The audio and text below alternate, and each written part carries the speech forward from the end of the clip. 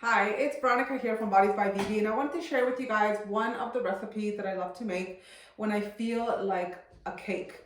And I'm all about healthy eating, and I really think that you can bring so many healthy nutrition meal plans into your day when you just know how to make the right recipes. So today I'm going to show you my 5-minute muffin recipe that I make that I usually throw in the microwave when I'm in a rush. Or sometimes I make a lot of them at the beginning of the week and then I just kind of take them out of the fridge when I need them. So it's very simple ingredients. All you need is 1 egg.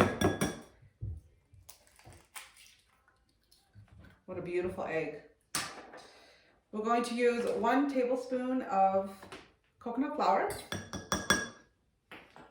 And then we're going to use 2 servings of this marble cake from Arbonne. It's absolutely delicious. And then I'm just going to mix this. And depending the size of your egg, sometimes you might need a little bit more,